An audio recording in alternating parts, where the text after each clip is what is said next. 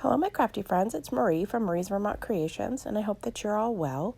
I have a stencil here from Brutus Monroe, and I am taking some of the Decofoil Duo transfer gel, and I am going to put this all over this piece of white cardstock through this stencil, and I'm using my palette knife right now, and then I will take my stencil pal and kind of scrape off the excess and get it back into the jar, and then I'm going to set this aside so that it can dry, because you have to leave this for a little bit so that it will get shiny and you can tell that it's ready to go. It still remains tacky so that all of the cool products will stick to it.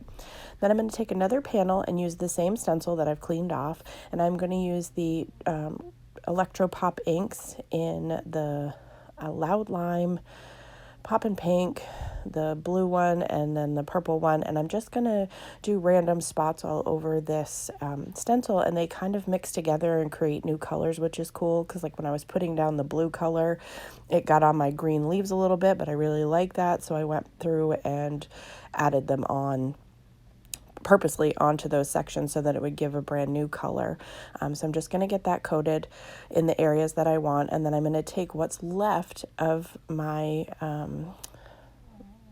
Nuvo, oh gosh, what is it called? It's the glaze, the really pretty glitter one, and it's the last of what I have of it, so I need to order me a new jar, so that I hope everyone is healthy and safe during this super scary time. I work in a nursing home, so we're being extra cautious, and so far so good, and we hope that it stays that way. So I hope everyone is well. Wash your hands, keep your distance, do your part so that we can get through this and get life back to normal.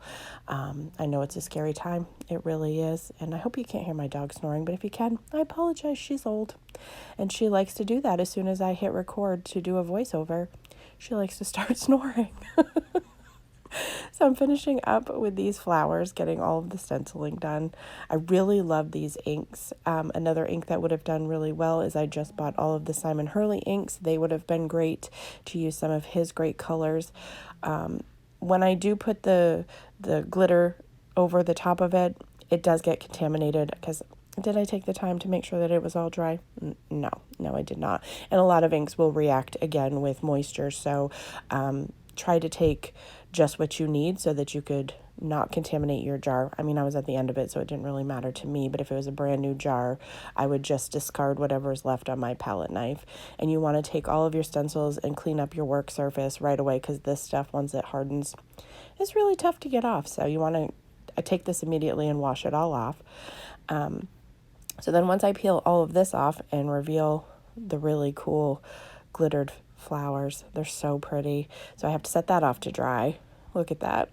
So we're going to let that dry, and then I'm going to, the other panel is now dry, so you can see how glossy it is, and I'm going to take the RinaK's Electropop neon enamels, and I'm going to put this on here and run it through my die cutting machine.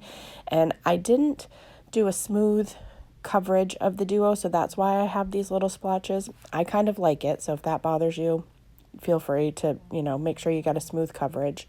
So then I took the Happy Birthday sentiment from a Brutus Monroe set, and I put that on some vellum for both of these cards after I cut them down. So those are my projects for today. I hope that always that you have a great day.